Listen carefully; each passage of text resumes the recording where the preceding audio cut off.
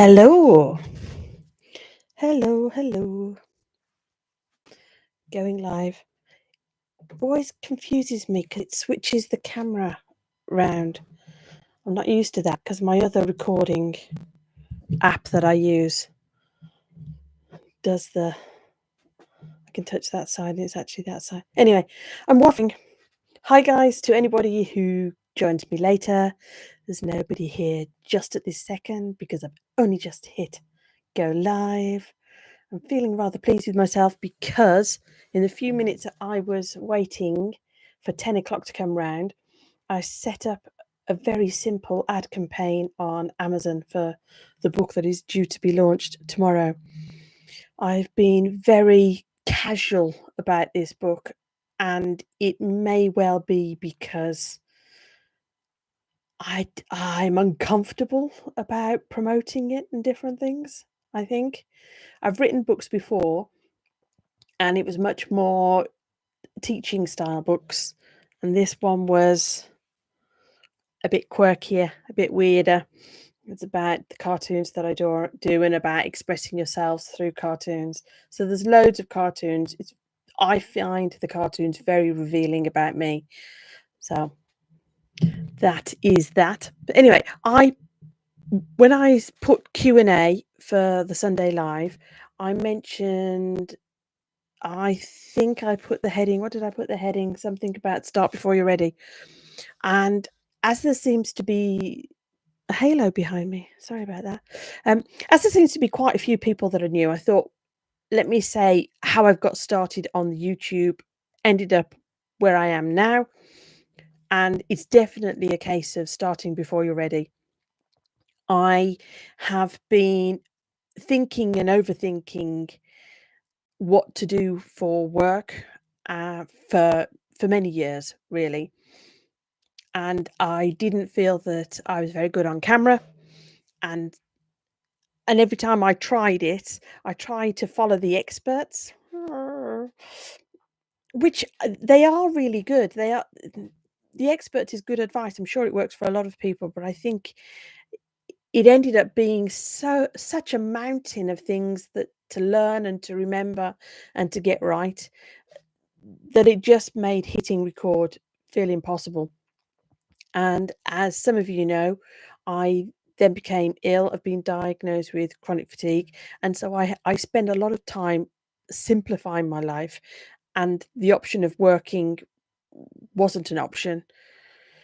But as I simplified my home life, I realized that I really wanted to create something and to do something that I found meaningful work wise. And I didn't know what to do. And I thought if I think about it a bit more, I'll figure it out. But I didn't have the capacity to keep thinking about it. I was having brain fog and different things. And I heard somebody say the idea of documenting the journey and just turning on the camera each day. And the whole point was to work towards a dream or a goal. And I realized by about day 2 of turning the camera on that I didn't have a very clear dream or goal. But I'm still really pleased that I hit record because I was just so much in my head of I need to have a clear focus and a goal, and I just didn't have that. What I had was projects that I thought would be fun. So I thought it doesn't matter because there's not anybody watching in terms of the videos. I can do a quick video each day. And then about the book, I thought, that would be fun. And I've enjoyed writing it. And all the cartoons have been done over years. So that was fun. That was all cool. So I had projects, but I didn't have a clear plan. And I think there's quite a few people that follow me on YouTube and they were saying, what are you doing? What are you working towards? And I know I was looking at my TikTok bio today because I've just heard about Book Talk and that I should be promoting my book on it. And I thought in the bio, it just refers to the YouTube channel. And I'd noticed on my TikTok results that I was getting like 80 people checking my profile. And I thought, I wonder why they're checking my profile. But I think clearly people are saying, she's talking about a creator journey, but I don't know what she's creating and I don't know what she's doing. And the reason I wasn't telling anybody what I was creating and what I was doing is that I didn't know what I was creating and what I was doing. I knew what I'd done in the past, and I hadn't made it work, and I hadn't transformed the business to be online. And I thought, I've got to find people that are okay with me figuring this out. And at the time, it, I don't know, I think I had 60 or 70 subscribers on the channel. So it was teeny tiny, but it was a case of you have to do something. And and I also knew that it needed to be public. It couldn't be just me drawing a picture or me writing an article and not sharing the work. So I wanted to say that that's how I started it. And if you were curious about this creator journey that I keep saying I'm on, it was a project of I'm going to turn the camera on every day, and at the end of a year, I'll be better. I I have to be better just from the act of turning it on. What I've noticed is I've definitely had days where I didn't want to turn it on, which surprises me. I thought today's day 134. I thought I'd have got over that by now, but there are definitely days I don't want to. But in addition to that, there are days where I want to feel more, and I've learnt more about the tech. So I've done half-hour videos, I've done these live videos, I've done some shorts and different things, and I've experimented with the videos. So that part of it was also a surprise. I thought I would just be sticking to the project, which was turning the camera on every day, but no.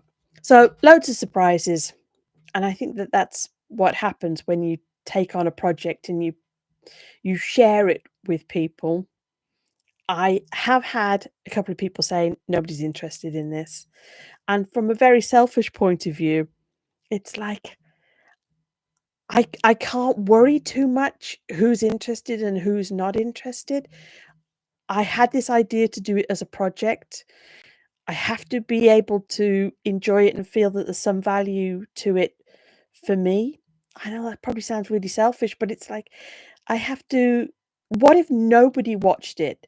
It has to still feel worth it to me. It has to feel like, okay, I will develop some skills. I will build some confidence. I will make mistakes and figure some things out. So at the end of it, whatever happens, there is something positive in it for me. This just sounds really selfish, but I suppose that was the way that I spoke to myself to get myself started because I couldn't say, "Oh, I'm gonna get 5,000 subscribers and it's all gonna be great." I I I couldn't kid myself that that was gonna happen. I had to say, "Ah, it's okay. If nobody watches, it's still a positive experience. It's still worth doing." Ah, dear me. So there you go. I was just about to say that nobody's here, but somebody's just joined me. Hi. I've been waffling a bit about getting started, and I keep telling people I'm on this creator journey, and I'm unclear about what this creator journey is, as in some big dream or big goal. I have projects, and I know that I enjoy doing those projects, and I'm pushing myself as much as I can to share the things that I'm making. I feel like some of the people that are following me now on YouTube are well, the feeling was that they're my people. I feel like we've got a lot in common, and now I just have to see if that's true. I have to kind of trust my instincts that I'm gonna share the different projects and things that I'm interested in. I'm really interested in the whole idea of self-expression, learning from others. That's why I've been following Ren, and obviously I love the way he expresses himself. And then you've got the reactors, and they're really good at communicating and expressing themselves. I want to learn from them. I've been writing about this subject for years, and then I've just been doing this cartoon book. It's all about feeling lost and stuck for words, and you can't remember the things you like and you don't like, and instead of journaling, you might be fun to just journal with cartoons. For me, it's all about self-expression, and I'm really attracted to the subject and to people who are good at it. and I'm dead nosy too. So the interviews have been fun because I'm saying, "How did you get started?" and "Do you second guess yourself?" and "Do you censor yourself?" and all those kind of questions. So, by the way, if you've got any questions, please put the questions or just say hi. That's all cool too. But what I normally do is I plan on the fact that I'm doing a live and I'll show up and I'll have a few points. I've got a few points written down that I could talk about because maybe people will chat to me, maybe people won't. So what else have I said I can say? So no goals, just a project. So if you don't have a goal, but you think and you're waiting to say, at some point I'll be able to articulate what this goal is, I would start with having a project and say, I'm just going to do this little project for a while and that'll be fun and I'll learn some skills. Oh, I wrote here book launch, fear of success. I had this funny feeling yesterday. I was excited to get the book up and uploaded to Amazon. But then yesterday I was having this feeling of I don't think I'm going to tell anybody about this. And I thought, well, that's weird. I I don't know where that came from. I wasn't I know that I can get embarrassed about things that I've created sometimes, but it surprised me the level of I don't think I'm going to tell anybody. Um And that really surprised me. And years ago, I'd heard the phrase about being afraid of success. And I thought, what a load of nonsense. Nobody's afraid of success. And I don't know. Is that what's happening? That would things be different if people suddenly liked something that I'd written? I've written things in the past and only a few people have bought them, but and I enjoyed writing them and I felt I like that they exist. I'm really pleased and proud of myself that I've written them, but they haven't been like big successes or anything like that. And I suppose I'm more comfortable with that. And that's, you can see that I'm laughing about it. But is it possible that I could write something that could be more of a success? Is that what I'm worried about? Or maybe this is the normal creator stuff of when you create something and you share it, you're always thinking, I don't know what kind of response that will be. Anyway, I can see there's a couple of comments. So, reaction zone. So I saw Gary, but I just see O or something. I don't know whether I've missed that. Then the reaction zone. Hi, Joanne. So happy to catch one of your live streams. Hi, I'm very glad that people have turned up. Just feel very silly doing a live stream when there's nobody here. I will say though that the people that have been joining the channel have been so kind in leaving comments on the videos, and it really helps when you're creating and making something to hear your voice. Although I know I'm not actually hearing your voice, but in your comments, the comments are so generous that I feel like I'm hearing your voice and your opinions. And that's really helped. Oh, it's a wave. Gary says it's a wave. I didn't know it was a wave. Yeah, I'm 52. I was talking to my daughter. My daughter's 10, and she was saying to me, "What kind of phone did you have when you were younger?" And I said, "Well, the dial ones where it goes zzz, zzz, and then you do the next number, zzz, zzz." And she couldn't believe that. She thought that was horrifying. And I said, "Yeah, there just used to be one phone in the hallway, and your mum and your dad could hear you on the phone. There was no privacy whatsoever, and it was always cold in the hallway." So yeah, I don't know what kids today do in terms of it's a wave. It's a wave. I'll give you a wave.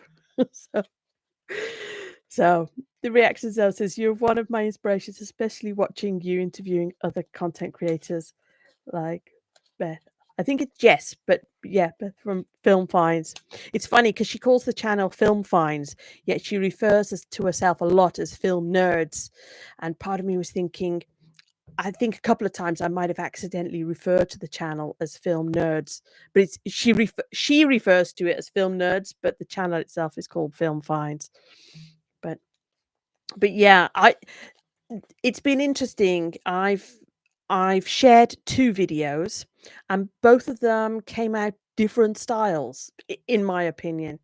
Um, Nicole was much more of a question and answer.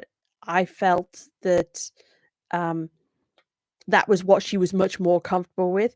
Jess, she was saying to me beforehand she'd never done this before, and I said, "Oh, let's just chat." And I felt like we were all over the place, bouncing around subjects, but it really felt like a friend talking. And I'm not sure what makes a better interview in terms of people who are watching it, because of we it was more relaxed, but I was bouncing around all over the place. Where Nicole, it was a little bit more, okay, we're working through some subjects and we might complete a thought with that. But I'm so grateful that they said yes. I've recorded a third interview that's going to go live on Thursday, and I've got two more people who've got the calendar to book in. But this is just a project that I'm excited and interested in doing. I don't know how long I can keep that going. I've spaced them out deliberately for a week, and I thought, let's just post that on a Thursday, because I might run out of people that have said yes. I, I can't make these people that have got, much bigger channels and, busy lives. I can't make them want to do an interview with me. So, and I'm really grateful for the ones that have said yes. And I'm loving having a chat with them and picking their brains. And before I do the interview, I deliberately watch a couple of their reaction videos, and I'm analyzing how they speak and how they express themselves, and times when I can see that they've stopped themselves from saying something more, because that's what I want to learn. That's what I'm doing. Anyway, let me just come back to this. So, catch up. Haha, me too. And if you wanted to be mobile, you'd buy the 12-foot curly cord. Yeah. So, reaction zone. I knew there was an E, the name. I commented on the Jess video that it felt like two friends just chatting. Definitely stick with that type of interview technique. Just makes people feel more engaged. Yeah, I think that's me learning as well. And I think I know I was almost going to say the third interview was, but I want to keep it a secret. The third interview I did mention to them, try not to give anything away. I did mention to them before the interview, how about we do it this way? How about it's a bit more conversational? I know a couple of people have said that they liked the questions that I had, and that I was almost as if I was following a pre-planned list of questions. I didn't have a pre-planned list of questions. There was some things that I was curious about from watching their reaction videos, but I was trying to listen and respond. Um, yeah, I was trying to listen and respond. I must admit there was a couple of times when I was chatting and I looked at the time and it was 30 minutes, and I knew that I'd kind of planned on an hour interview, and I was thinking, I'm going to run out of things to say. So it's amazing how that inner voice, not friendly, not helpful. So Gary says, I think it depends a lot on the person. Like you said, some people prefer structure and familiar ground. It's whatever gets the best from them. Yeah. And I think, Gary, I think if I was more experienced at this, I think I would spot that quicker, and I would adjust that to me. I mean, that's the ultimate goal. I used to teach communication skills, and people would have particular goals. And I always said, if you don't know what your goal is, why not aim for flexibility first? And I think that's what I'm aiming for. I would like to be able to speak to different people, and they will have different backgrounds and different skills, and see if we can find some common ground and enjoy and learn from each other. So I it isn't so much that I'm saying either of those was better or worse. It's about, I'm obviously thinking about my skills and how I respond, and also I want them to feel comfortable speaking to me, and that they can trust me, and that, I whenever I do an interview, I say to them, you can look at this afterwards. I don't normally edit, because I don't normally I just don't edit. Um, but I do say to them, if they want something taken out, or if things go a bit awry, or they accidentally say something too much that they feel afterwards, oh, I shouldn't have said that, then I give that them that opportunity. Um, both Nicole and Jess watched the video and were completely fine and didn't want any changes. So there were no edits in those videos.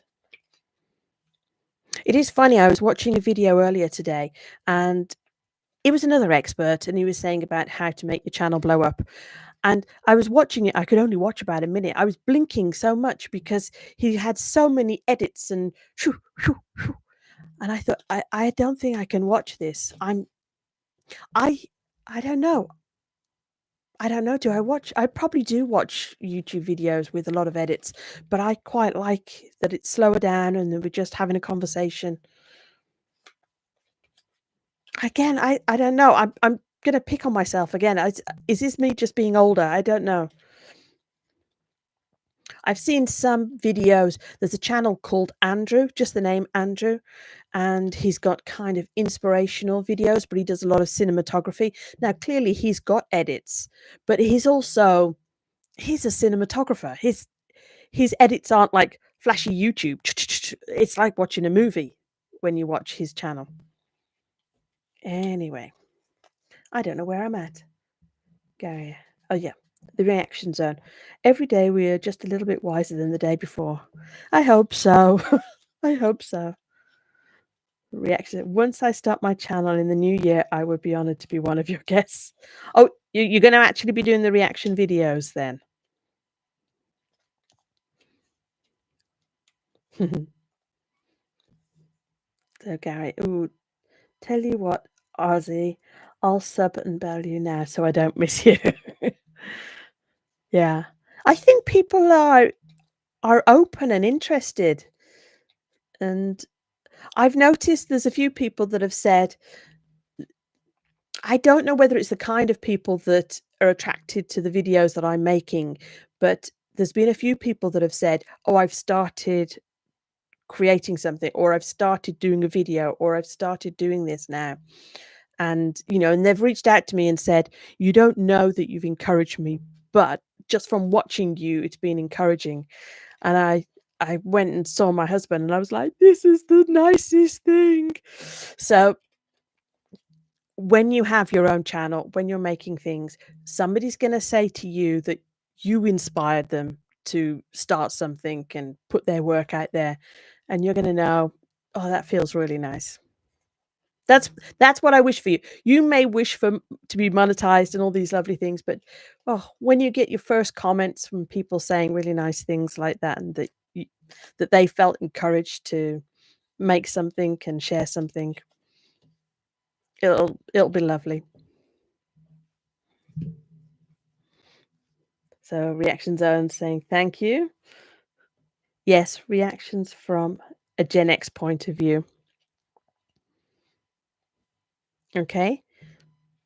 I have a feeling though you strike me as being pretty knowledgeable about different things. So although you're saying a Gen X point of view, I don't think you're the average Gen Xer. I don't know. I don't know what's an average Gen Xer. So I know a few people have asked me about doing reaction videos. I've struggled with the tech and I've struggled with sharing. I think it's kind of funny when you make a tech mistake once, maybe twice, but 3, 4, it's certainly as somebody who's creating it, it's like, it's not funny anymore. It's not funny to me. I don't want it to be fun. I I want I want at least the videos to be synced and you to be able to see and it's not breaking up and stuff. I don't know. And the problem is that I am really trying and I'm spending hours and then I'm Googling what's gone wrong and I've deliberately bought an app that is supposed to make it all simple. And then and this one recording I'd done, it records on site saves it to the cloud. So my side of things it records, then their side of it records separately, and that's supposed to be a better quality. And then there's another backup version of it, and only one of them had all the sound versions. And there's 7 different files. There's video files, there's audio, there's for each of us. 7 different files, and only one of them had everything. I was like, oh, I really tried on this, and that was hard. But I haven't given up on the reaction side of things, um, but I am hesitant right now because it's like I don't think I could film something, and if those tech went wrong again, I could share it. I don't think I could. I don't know. Maybe I can lighten up. Maybe tomorrow I'll wake up and I can take myself more lightly and share my mistakes. But right now it's just like, oh, again, again, am I going to make mistakes again? So anyway, yes, React. Yeah, okay. vidIQ is a great app. Okay. But vidIQ, isn't that I thought vidIQ was for kind of research about building your channel and finding the names and getting your topics and doing all your descriptions, or is it something you can actually record with too? Right now, I'd like to stick with the app that I've been using because it's taken me so long to learn as much as I have. You'd think I'm drinking wine. I'm not drinking wine. That big sigh then, and then no, I'm drinking water. Mm, yeah.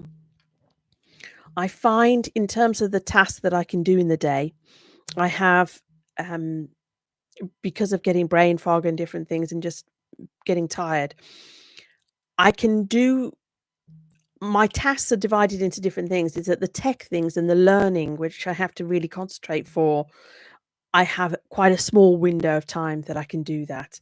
And then there's creating a video and the more creative thing, there's a period of time I can do that. And then there's odd jobs that I can do which don't require much thinking. I can do some of that, but I'm having to pace myself in terms of having rest. But the tech takes the most energy, the tech, learning the tech. So I don't really want to keep starting from scratch. Oh, I was going to ask, reaction zone, you're starting in the new year. I'm assuming are you going to be doing lots of different types? Are you going to be doing just music or are you going to be doing lots of different things? I'm curious. I'm curious because I think everybody goes in their own little direction, don't they?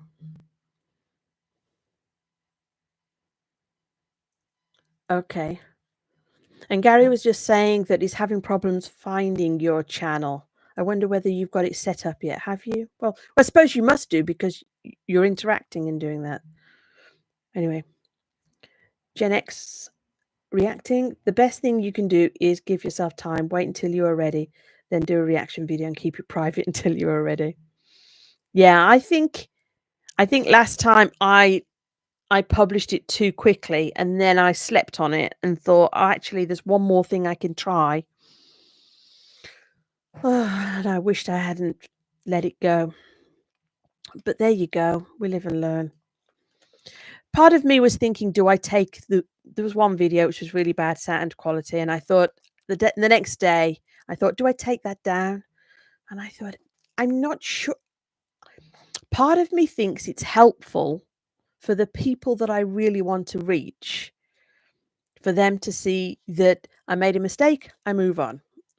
Because if they're building if they're building it up into their head of you cannot survive a mistake and everything has to be perfect, then really it's my responsibility. Well, I'm feeling like it's my responsibility to say, you make a mistake, you move on. Um, and I'm trying to share as honestly as I can that there are high bits and there are bits where you're worried and you're doubting yourself. But I'm really hoping to reach people that there's just a little inkling of an idea that they want to create something as well. And that maybe seeing me fuddle my way through things, um, and enjoy it and get some nice comments and different things like that. So maybe they see me fuddle my way through and think, yeah, I'll have a go. So anyway, where am I at? So CapCut is a free editing desktop and mobile app with tutorials on YouTube. Yeah. And Gen X reacting music, movies, things that Gen X have, that today's generation have. Let me read that again. Music, movies, Things that Gen X had that today's generation have. Okay. And then Gen X says again, look at it like this. You are on a journey and no journey is perfect or without flaws. So show your journey as it happens. And in a year, look back at how far you've come. Yeah. It's funny. I don't know whether you've ever seen those videos of, like um, famous pop groups. I remember there used to be one about the Spice Girls, and it showed them before they were famous and what they were trying to do and mistakes. And, they were trying to do the dancing, but it wasn't as polished. And I think, was it Jerry, Ginger Spice? She tried presenting on TV, and it was almost like people showing those clips, trying to make fun of them. And I thought, I don't see that at all. I see them as being brave and going after what they want. Did they get more professional? Yes, they did. That's great. But I just see you being brave, and I think that's really great. So I'm kind of hoping that at some point people will look at the videos and go, okay, that's the progression. I hope it's clear that there is a progression. That people say, okay, she was uncomfortable there. She's starting to get a bit more comfortable. She's finding out what her subject is and what people like. I'm hoping that's useful. Uh, In a way, I don't have a choice. If I want to make videos, I can either be completely in my own head and say, and I don't know, keep polishing it, keep working on it. But there's no way to know what videos people are going to like.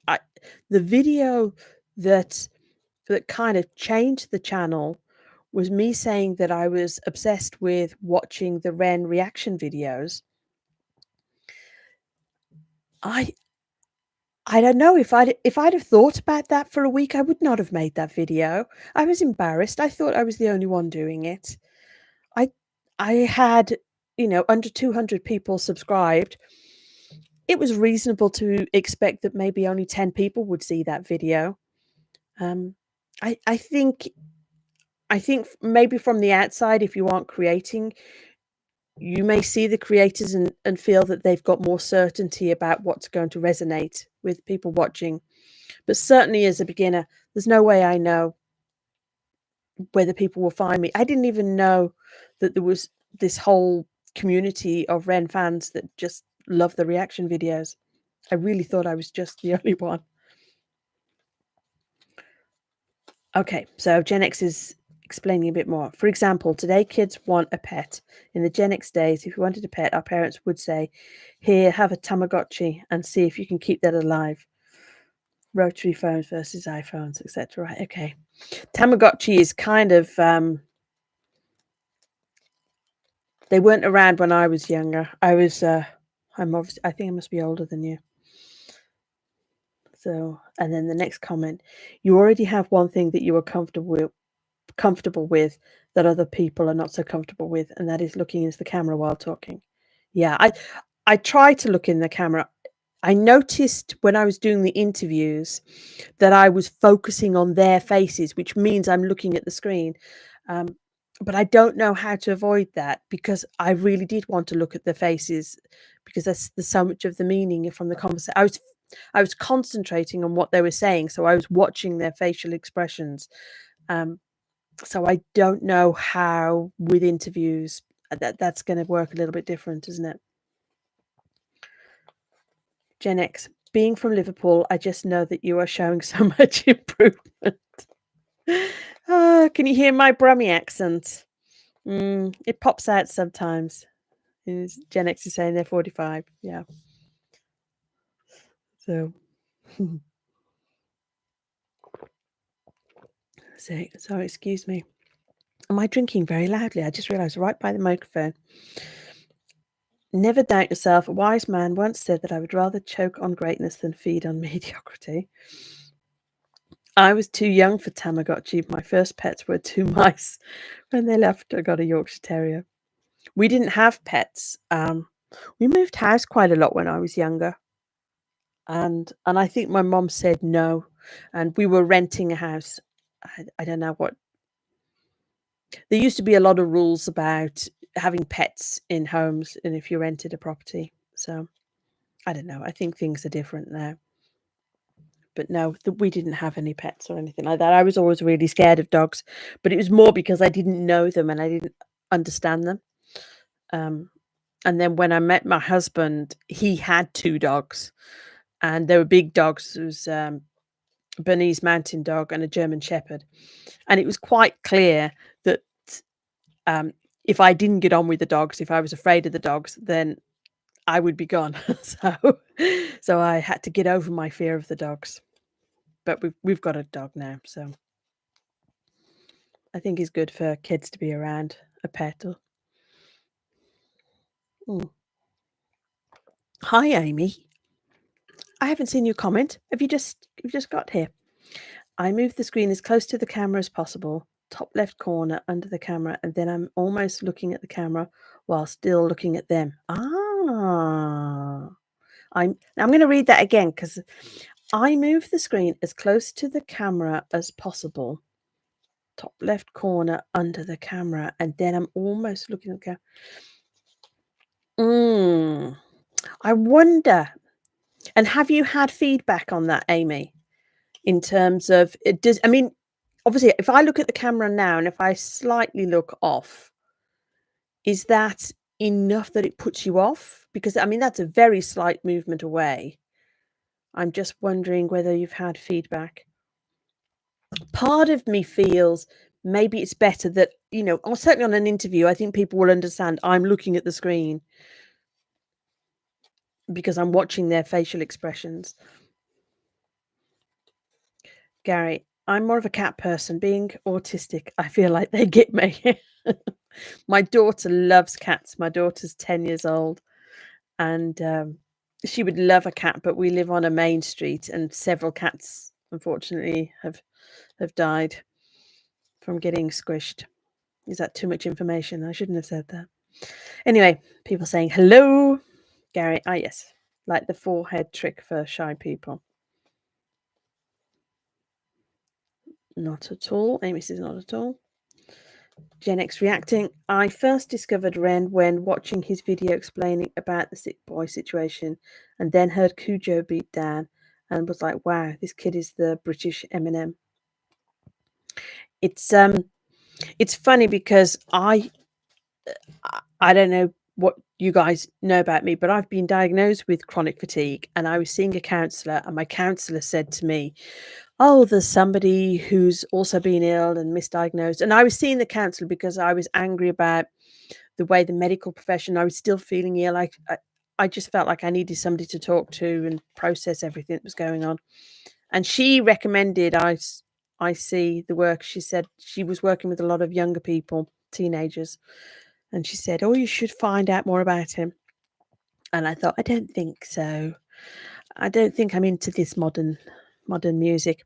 So I think I put it off for a couple of months, and then I think what I did originally is that I might have found out a little bit more about his story. I'm not sure whether I saw him just talking or I read a post about it, but then obviously I saw Hi Ren.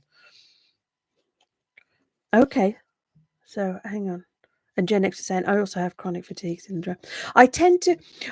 I don't know.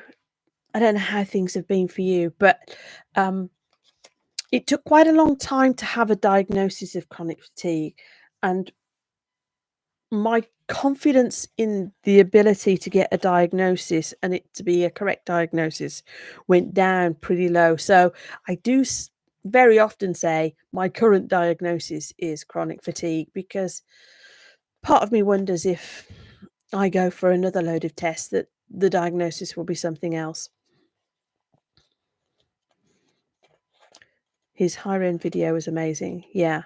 The high-end video is the one that I completely go down the rabbit hole. I'm always wondering what else the reactors notice, and I find that I can watch that again and again.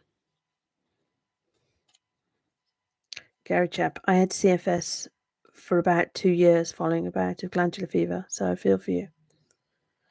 Yeah, thank you.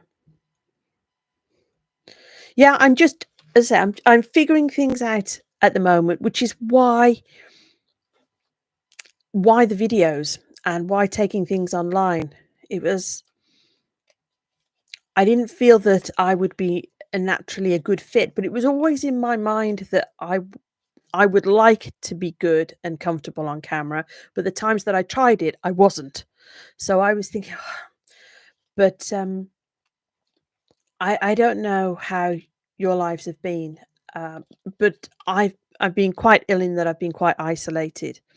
And at first, I became interested in minimalism to manage the home and different things because I couldn't manage. I couldn't feed my. I needed. I was having cleaners come in. I was having people cook meals for me, and I was just struggling a lot. So I really had to simplify my life, and my thoughts were,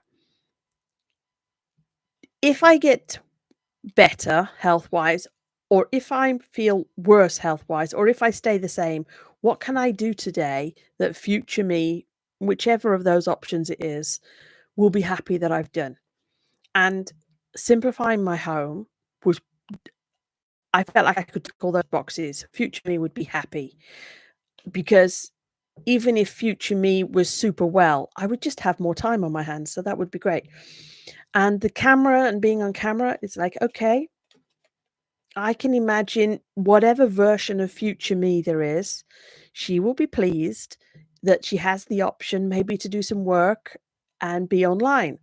Even if I'm super well in the future, I'm sure that having the skill of being able to turn the camera on is going to be a bonus. But if I'm well and I prefer to go out into the world and travel and do things like that, then that's great too.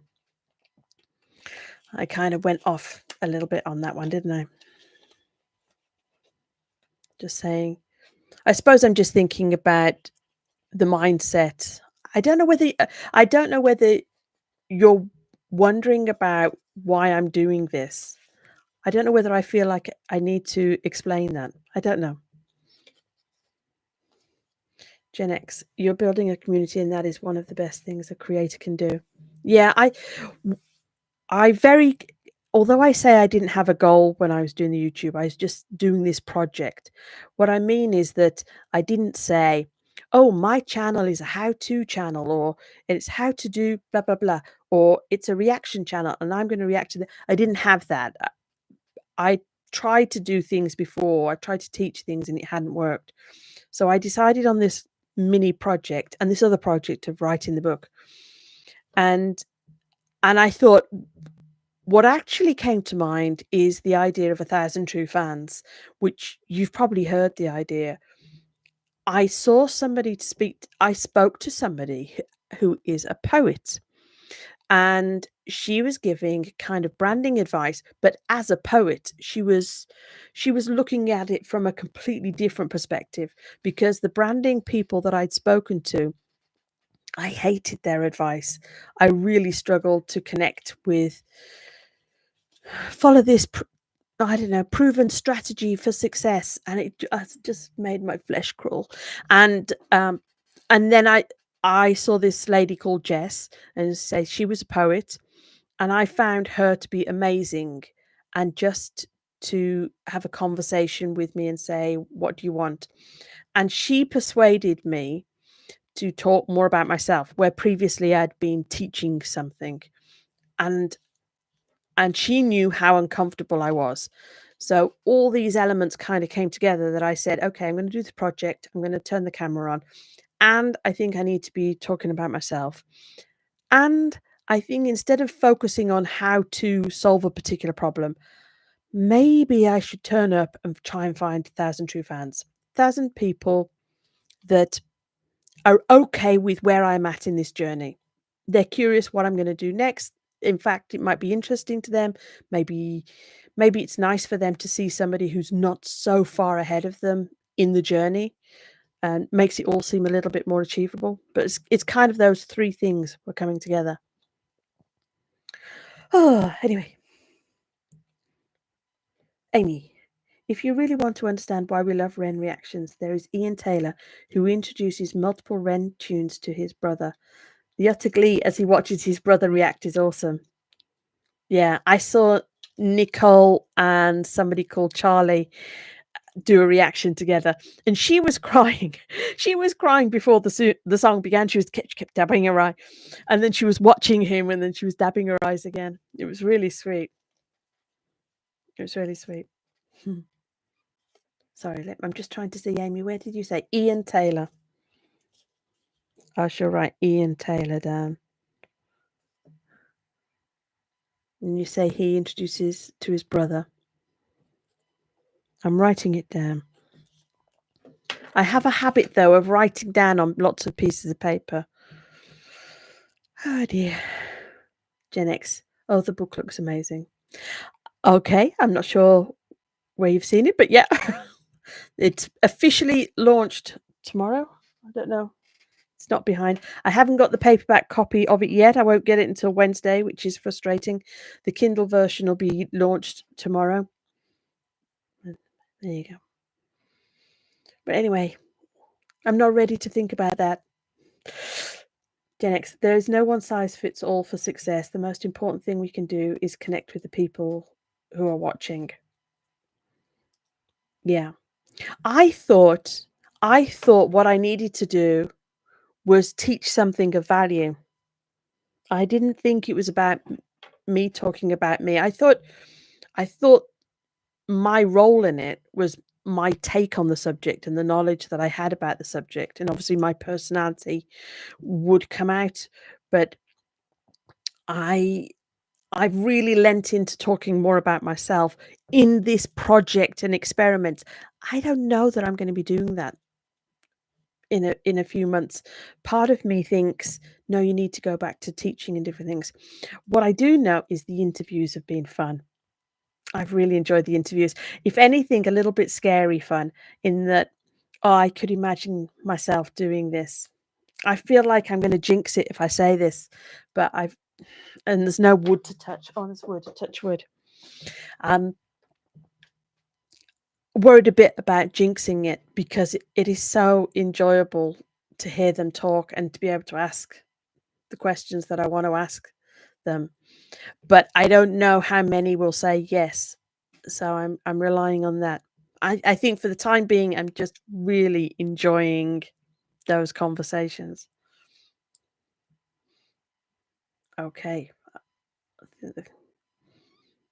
Gary. Gary Chap. So many pro reactors, when they reach the end of the Ren content, start bringing guests in to show them Ren. Yeah. There's this need to share that first experience and relive it again through someone else. It's fascinating. Don't you think that's fascinating? And then Gen X. Another quote I love is, I would rather have 5 20-pence pieces than 100 1-pence pieces. This means the quality of the friends is more important than the amount of friends. Okay. I don't think I've heard of that.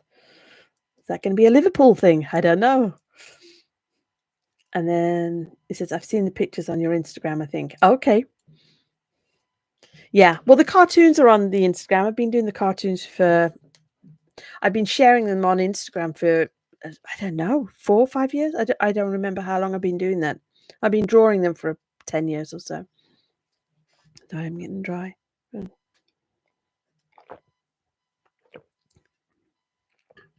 Yeah, what I noticed was that I was making these teaching videos and then I was doing the cartoons on Instagram. And if anybody was wondering about working with me, I didn't point to the videos. I was embarrassed about the videos. I didn't feel like they represented me. But I would point them to the cartoons where I had put myself and my inner dialogue into those cartoons. And I said, that's me. That's where you will um, get to know me. That's it. If you see those cartoons and you think, you will have a very clear idea of, no, I can't work with her, or, oh, I think she would understand me. And that's what I wanted for the videos. I wasn't sure how to get there. I wasn't sure if it was just confidence and relaxing. I, as I say, I hesitate about, is it about me talking about myself? I think there needs to be more than just me talking about myself. But I really want to reach that point where I feel like, oh, that represents me. So Gen X. The thing is, your life experiences are teaching other people lessons. Yeah. Talk about what you know best yourself. I think also there's some subjects that I geek out a little bit about, and certainly about the self-expression, and certainly in the cartoons, I quote other people, or you can tell the books that I'm reading and the videos that I'm watching and the people that I'm interested in. I think you can tell, and I suppose that's what I'm hoping, that I can feel that relaxed and stop censoring myself so much, and and make those connections. At the moment, the last couple of reaction videos, one of them, I noticed that I kept looking up at the camera. I was super self-conscious about the camera, and I couldn't decide whether I should be hitting pause and talking or waiting until the end. And also, I I couldn't take it all in. Obviously, I was watching Ren. There was so much information. There was the words and the music, and there was so much to take in that I didn't feel that I was reacting. But I couldn't figure out what my style would be or what I would add. But overnight, I was thinking, the way that I watch videos normally, if I was watching a video, I would pause and I would be writing down the words, because there would be words that they said that particularly made me feel something. And I thought, I think that's what I need to do. I need to slow it down and give myself permission to watch the video the way I would watch it privately. But the only difference is instead of me just writing the words down, is that I have to say out loud what I'm doing and what I'm thinking and why those words are special. So, so Gen X says, that is definitely a Sauvignon Blanc in that glass. No, plastic cup of water. I'm a teetotaler. I haven't drunk alcohol. I don't know. Is it 20 something years? I gave up alcohol a long time ago. Um, Gary, I went to do a pre-order on the book, but unfortunately I don't do Kindle. I'm a bit analog when it comes to books. There will be a paper. Thank you. Thank you. There will be a paperback, and I will have it as PDF as well. So, because not everybody wants to be involved with Amazon, I know that. But so Gen X. So, and then Aimee. I was drinking grape juice and soda in a wine glass in my yesterday recording. Admittedly, my first one that I finished editing yesterday was I can't read that word. Sinistery? I don't know what that word is. But congratulations on your video. Yee! It's exciting. And you say you've edited it as well, but you haven't posted it. You didn't say you posted it. Have you uploaded it to YouTube? What are you doing with the video? I'll try and be gentle with you. I'm not going to push you to share your video. I'm just wondering whether you have a plan for it. Gen X. Cujo beat Dan. This is only part one. It's much worse in part two. That was amazing. It was cold and dark and I loved it. Yeah. Oh. What was it? The Cujo one. It is. There's particular lines that it's almost like I have to stop and give a little round of applause, because it just lines up so perfectly. In Cujo, in the middle, oh, I'm the subject matter, you're the scenery. And I just thought, oh, and even now there's a little shiver.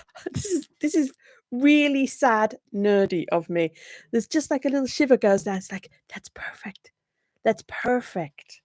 Because that's not saying you're stupid or you're bad or you're any of these things. It's just saying, I'm I'm the real deal. You're just you're just the background. You're not important. I just love that so much.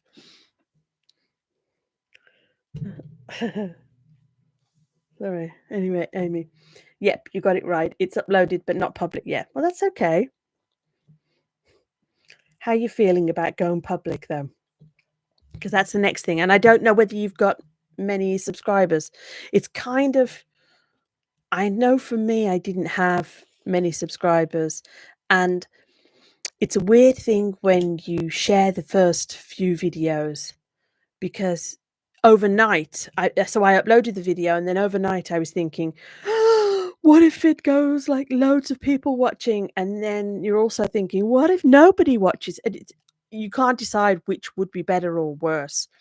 Um, After a little bit of time, I started noticing that it really was, certainly for me, for the videos, I was only getting a few views, and personally, I felt comfortable with that, that, um, gave me a chance to have another go at the video and have another go. It took a little bit of the pressure off, but it may be that you've already got an audience, I don't know. I'm probably saying something that's gonna make you feel worse. Sorry. But I do think you have all these thoughts of it could be thousands of people watching, it could be, like, 2 people watching, and then they leave within 30 seconds, and that's horrible, but yeah. Gen X, the choir was just epic because of the history with Sick Boy. Yeah. I've asked a couple of people in the interviews, the I don't know whether you call it cinematography, when the choir jumped forwards, like, and then they were all lying dead at the front.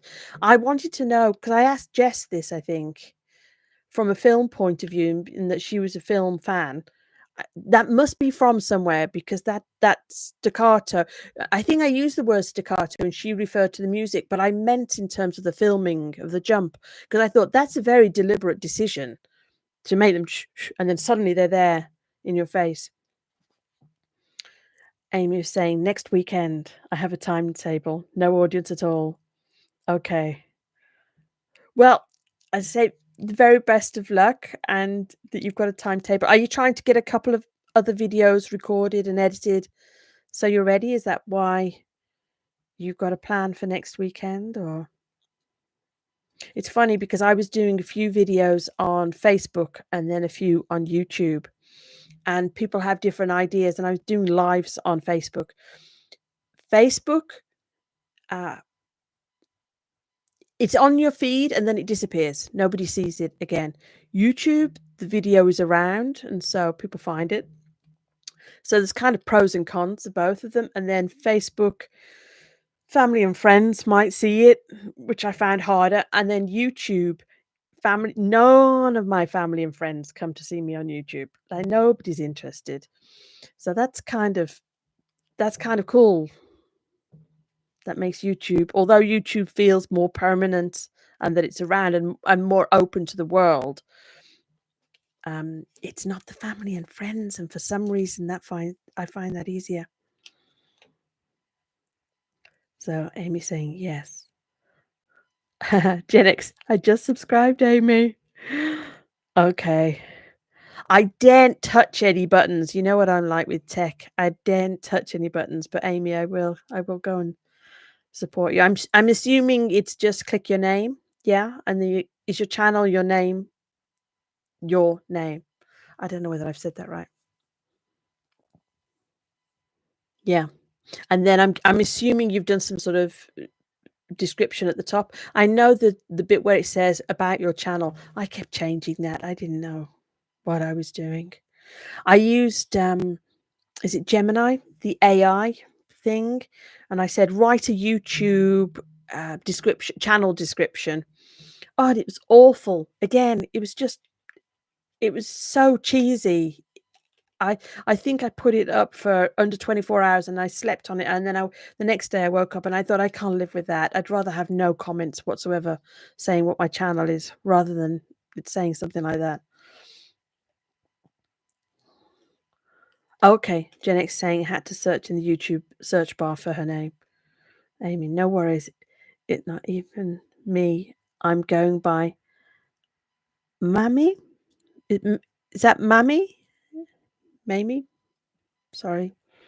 You can't even help me and correct me because I can't hear you.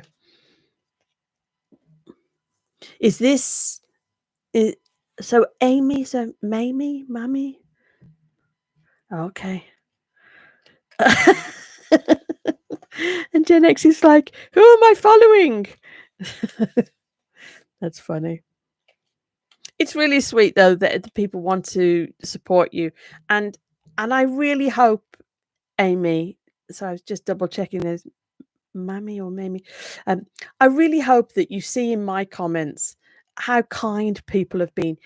Very rarely you get somebody comment about, I should wear more makeup or da, da, da, da," but generally people are really great and patient and telling me to keep going and sometimes they say, "You'll get better at this." It's like, oh, it's kinda like they feel sad for me that I'm just so bad at the beginning. Ah, dear me. But people have been really supportive, and it's been really nice, and I don't think that gets talked about so often. Maybe it's the Ren world that but I think a lot of certainly if you're thinking about having a channel and creating you may well have thought, "Oh, there's all these horrible things that can happen to do with the internet," and I'm sure they happen. Um, but I've seen lots of lovely things, and I don't think people talked about that very often. Okay, Gen X. Gary, help a brother out here. So, oh my goodness. Amy, everybody wants to support you. Amy, hate AI with a violent passion, but I'm a writer by nature. I I've been curious about AI from a research type of point of view. What I did was I put the titles of books. I had a pretty firm idea about the titles of the next 3 books that I wanted to do. And I asked AI, "What do you think this book was about?" And, it was interesting. It wasn't that it wrote the book or even suggested the chapters, but it was interesting to me that there was an interpretation of the channel of the title. And I thought, "Okay, I'm gonna have to make clear it is yes to this part of the interpretation it made and no to that." So that was useful. It was almost like having a crowd comment or feedback. Gary says, I'm sub to you, Gen X." Bell rung, of course. Oh, hang on. I missed one from Amy. Amy with an M on the beginning. Mamie. It's a family name because it's what I call myself as a child. Oh, how nice. I'm really nosy. I'm dying to know what it is you're doing. I'm is it anything to do with the Ren universe and reactions, or is it something completely different? I'm so nosy. Anyway, so Mamie P. Musing Mamie. Amy needs to post a link to her channel. Um, Amy, I'm fine if you want to put a link to your channel. How brave you're feeling. I think some people do find this live video later, so if you're feeling brave, put the link. Yeah, you found the right channel. Okay. Gen X found the right channel. So there you go. We're making progress. As I say, I've had a couple of people reach out and say, "Oh, I've started doing a video now, and I've started this, and I've started that." It's great. It's really nice. It's funny because I did a short video about, Ren saying rising tide and, and all this lot. And then the reason I did the video was like, how does that work in practice? Not just Ren making something and saying reactors can do that. Like, how does that work in practice of how we treat each other? And then I happened to see, I can't remember what her name is. It was an unusual name. She's a YouTuber, but she's doing scripted like dramas, three a week, and I can't remember what her name is. And she was saying that the actors that she hires to be in her YouTube videos, she insists that they have their own YouTube channel and that they are creators. And I thought, that's how it works in practice, isn't it? That if you come and you're watching me and you're supporting me and I turn around to you and say, "Yes, you create too."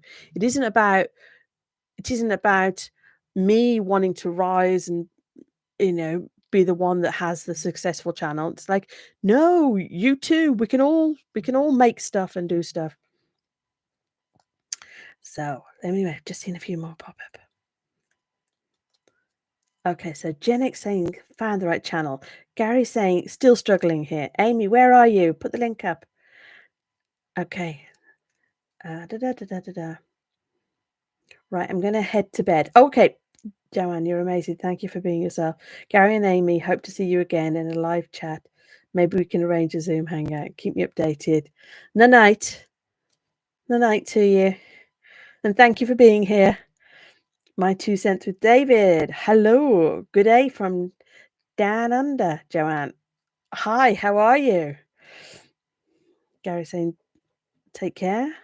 Aimee is laughing. I don't know whether I can do Joanne. I already have a short with a reference to support and unknowing inspiration. Yes. Yeah. Hey, David. Gary, search for musing Mamie. Aimee, everybody's trying to find you still. Does it feel weird when people say about put your channel name? I wonder whether you're ready for that yet. We need to be kind. It's a brave and bold thing when you put your work out publicly. Didn't you say you write as well, Aimee? So it's an interesting experience going public. Have you seen any of the Brené Brown talks? She did a TED talk about vulnerability, but she's also done lots of other talks. Ah, right. Amy's on her phone, so it's much harder to do. Faffing, you don't want to be switching between different apps. We'll forgive you. Come back and put your come back and put the link later. Or wake up tomorrow and when you're all feeling motivated and put the link in. But yeah, I was just going to say to you, Aimee, if Brené Brown does these talks and she's talking about vulnerability, but she's also talked. I don't know whether you've heard of her. She's got millions of views on a TED talk, and what she calls was a vulnerability hangover. She just kind of hid under the duvet for a while and wasn't sure, and I think her family said to her, "Don't read the comments," because this was like 5 million, 6 million views. And the family said, "Don't read the comments." And then she read the comments and she was upset about it. And then I don't know whether you know this story. I don't know whether I'm telling you something obvious. There was the in the arena quote. What's it by? Is it Roosevelt? I'm not really good with my names of presidents and quotes. Anyway, the quote is famous. It's called "In the Arena," and she's saying that people, she's only going to accept feedback from other people who are also in the arena. So people who are also sharing their work, making mistakes, getting kind of, and she was saying bloody dusty, dirty, and picking themselves up. Um, and and she said, "I'm not interested in the opinions of people in the cheap seats. That it's other people that are brave enough to share their work." It's really inspirational. So I definitely recommend you have a listen to that. Oh, so and Amy's saying, "I do. That's why I stuck with the name, blog, and medium. I do like Brené Brown. Yeah, I'm a fan of. I like her. I like Liz Gilbert. I've been listening to her lately. Stephen Pressfield. And who else is there? I've just been struggling with his Austin Kleon, and he talks about sharing your work. Sometimes I just need to keep reading it and keep reading it and keep hearing it, because in my everyday world, it's just keep your head down. Like my family and the friends that I have, people aren't writing books or doing videos on YouTube. So I needed to keep hearing it, that it is worth it and you'll get that satisfaction. It always felt to me, I'm just trying to think what this other guy's name is. He wrote a book called The Work You Were Born to Do. His first name is Nick, but I can't think what his last name is. And he was a computer salesman before he became an author and a professional speaker. And he was saying how I'm not the person that becomes a professional speaker and a writer. I'm a computer salesman from this part of London, I think it was. And I think I just needed to keep hearing those stories, and I still need to hear those stories. Gary says, makes sense. The anonymous masses can be cruel. You need a thick skin to put yourself out there these days. Yeah, I think that's a story that we know. Nick Williams, yes, that sounds right. The work we were born to do. Thank you. Um, oh dear me, thank you for helping me out. But yeah, I think it's a familiar story to say you need a thick skin and you need to, and all these horrible things can happen. But there is the other story of, and some people are going to interact with you and say thank you and that it was inspiring, and they're going to go on to do other things in their life, and that's going to make you feel like $1,000,000. Oh, you cheated. Thanks, Google. Yeah. He's got an interesting story because he talks he talks about this whole idea of being a shadow artist, in that he was a computer salesman, but he was helping out at this place that organized speakers. He wasn't the speaker. He was just trying to be close to that and being involved. And they would say to him, "Have you thought about writing a book?" And he was like, "Oh no, I'm a computer salesman. I'm a computer salesman." Um and the reason I'm smiling is that one of the things that I've thought about the Ren fans is, I think there's more of you that are creative and that maybe we'll be creating. If you're not creating already, I wonder whether it's this shadow artist thing of you're so attracted to the creative process that is there something in you that wants to create stuff as well. So I think his story is really relevant. Aimee, I'm on a self-imposed, self-designed course of dealing with the probability of negativity. That's why I'm being a bit slow. Oh, okay. Well, I I found when I did the YouTube channel before. Forget that. When I started up with this project, I found that I had like 99% men watching my video, and I was men over 65 watching my videos. I wasn't getting many views, but it was men over 65. And I thought, well, I don't know whether I should say what I thought, but I was wondering, why are they watching? And I was like, is my top too low? Like, what's going like, oh, it didn't jump out at me that my natural audience was 99%. Yes, yes, the smiley emoji face. Um, It and I was thinking, I don't think that's my natural audit, not 99%. So, um, Aimee, yeah, I think I don't know what you're gonna find. I know what I found is, um, as I've started to get a few more subscribers and obviously the Ren people turn up, very rare to get the more negative, and it's so outweighed by people being lovely. I think when I would get like one comment a week. I was getting so few views, and then I would get like one comment, and they would say, "Oh, you should wear more makeup, and you should do that kind of thing." But that's not really nasty, horrible.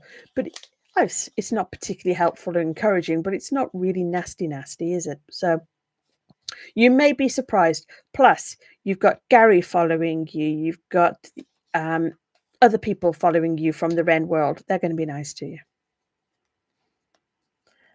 Gary was saying, I think it can help if you're just doing it for you. Take the pressure off pleasing others off the table at first. So I think what's interesting is that you really don't know. You don't know whether you're going to get 1,000 views or 0 views. But that is part of going public. And that is, I, I'm not saying anything to Aimee that she hasn't already thought. I don't think. You don't know. You make it public. I used to think, wouldn't it be nice if it could just be a little bit public? Just could I limit it? It was funny. One of the videos I put in brackets for my subscribers only. This is not for everybody. I was just like, I just want to be a little bit public, just a few people. Limit it a little bit. Anyway, Crossgill, hi. Just saw the topic and wanted to share something on the theme. Okay, where are you? Oh, you're going down, but I'll go to Gary first. The Wren community are on the whole absolutely amazing and super supportive. Yeah. And the other thing about the Wren community is that they're very generous with the comments too. They don't turn up in the comments and say, yeah, it's all right, it's okay.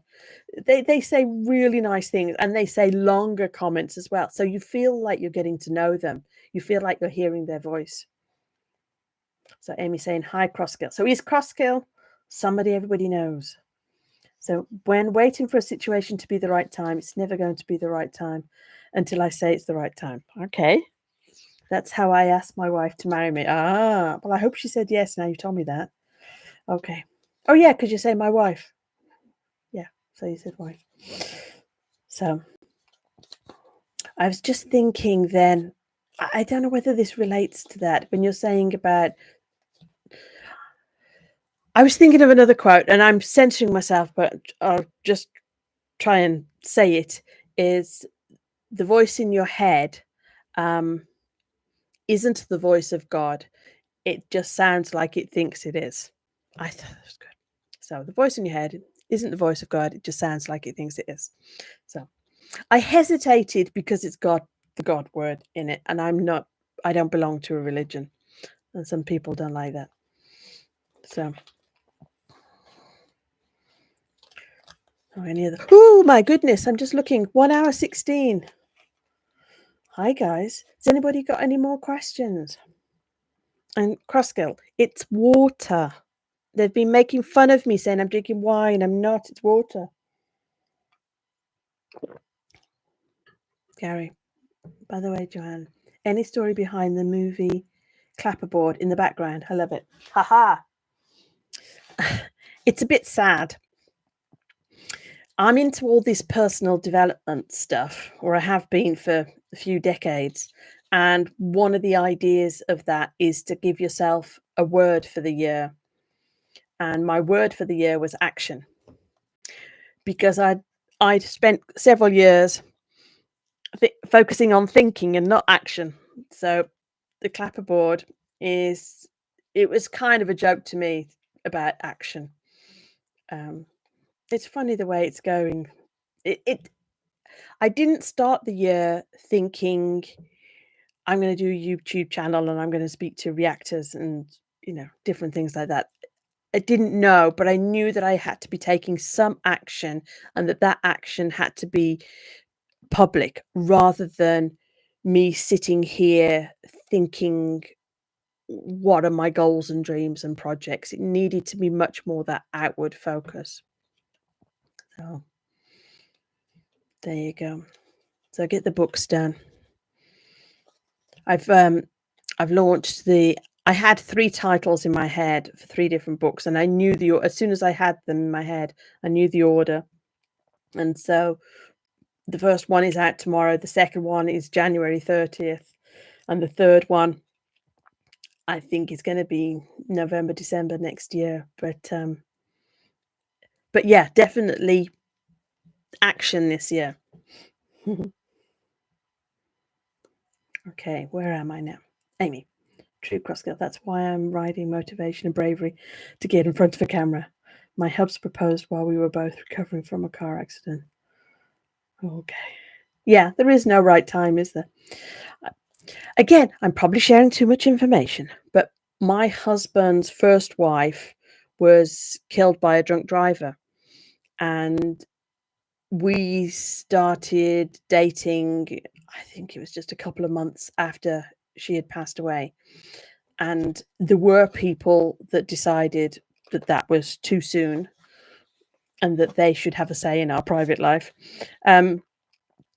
But his first wife was called Kirsty. Her mom was super lovely to Chris and was just saying, "Go for it. Go for a chance of happiness if you meet somebody else."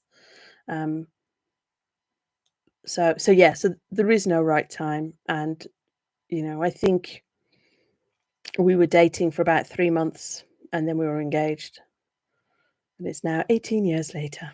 So, Gary, that's cool. I need to do something like that. Maybe I need a little broom. A little broom. Oh, what are you going to do, broom? For sweeping up, tidying up, or a bit of magic? Are you going to be? I've just been watching this anime thing with. She was on a broom, so it's funny what connections people have with different words. Amy's saying you have 3 in the pipeline. I'm still trying to finish the first one.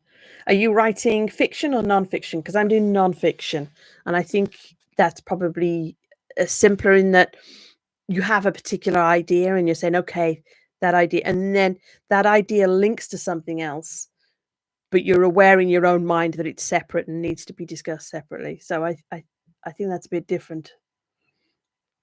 Gary, I have a lot of, oh, sorry, excuse me, I was spitting then when I was talking. Gary, I have a lot of clutter in my life, not just physical, but emotional. Okay, broom. Maybe you get a little broom. Well, it's Halloween coming soon. I bet there's loads of little brooms around. Yeah, Amy was saying fiction. I think fiction's different. I think, well, I don't know. I don't know. I think Stephen Pressfield was talking about fiction. I think there are some people that write fiction and put it in a drawer and find it helpful to take some distance from that and then come back. Mm. No, the books that I'm writing tend to be non-fiction. I've done one children's book. Mm. Can you see? Is it too glossy? Dental Man. So yeah, and I illustrated as well. I thought one Christmas, I thought I'll do a children's book. How hard can it be? It was harder than I thought. Um, but it was fun. It was fun. So, and what I needed to do, I needed to learn how to publish a book. I needed to learn how to get the cartoons into the book. There was things that I needed to learn. I didn't need to have a best-selling book. I needed to be learning the skills and getting better at it and be more confident. And how do you get that up on Amazon and how do you do that? So Amy's saying first draft is percolating. I like the word percolating. Yeah. Yeah, it's funny. I was pretty much as soon as I had the 3 book titles, I knew the covers and everything.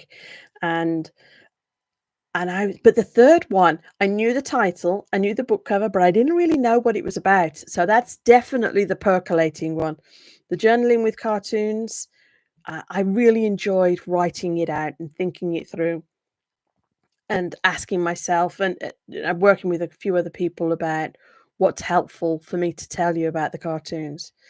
The next one is called Happy Speaking. That's already up for pre-launch on Amazon, and that's more a summary of different work that I've done in the past.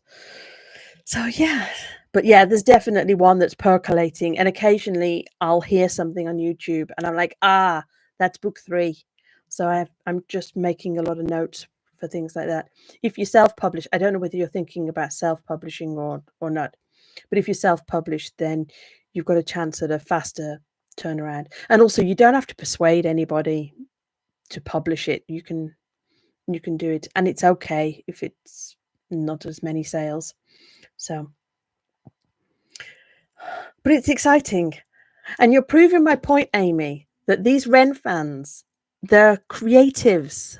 I wonder whether I didn't want to do a channel saying, "Oh, I'm working with people who are creative," because I suspect a lot of people don't think of themselves that way.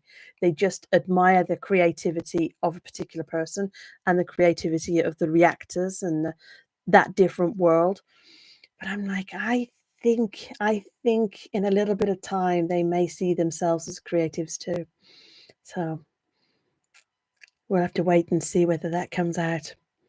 So, Aimee, I'm gonna go. It's nearly 1.5 hours, but I'm gonna mention again that you can if you come back later, you could put your link at the bottom of the comments. Yeah, because a few people have asked. So, Gary, you have a mic, you have a room. Have you ever thought of recording one of your books for Audible? Um, I have thought about it. I'm That's as far as I've got. I have thought about it. I I did a professional voiceover thing once when I was living in Kazakhstan, and I did a professional voiceover, and they did like the whole curtains around you for soundproofing and everything like that. And I don't know whether the requirements for Audible would mean much higher soundproofing-y type of things. It crossed my mind. It was fun. The voiceover that I did in Kazakhstan was quite fun. So it felt like I was transported out of my normal everyday world. Yeah, just a thought. I knew what you meant anyway, Gary. So anyway, thank you. Thank you for hanging out with me. That was fun. And as I say, I've got a new interview coming out Thursday. So that's exciting. And I've got another two that I'm just waiting on the dates. I've got another one that is something a little bit different. We'll see how that one works out. So it's exciting, and thank you for, as I say, for chatting to me and not just being silent. I'd have disappeared a lot faster. So, just really lovely to speak to you all again. And Aimee will be looking out for your video, but I don't want to put too much pressure on you. So gently, we're just going to be here quietly encouraging you, and yeah, I'd say Amy's saying you can get a little portable sound booth that is attached to your mic arm. Yeah. I'm sure there's lots of things I can do. At the moment, I don't know. I'm thinking kind of one day, 1 week at a time. But the whole thing is an experiment. YouTube, I get more comfortable. And then the books, let's see, get more comfortable, figure out how that goes. Anyway, goodbye guys. I'm gonna go. You take care. Bye.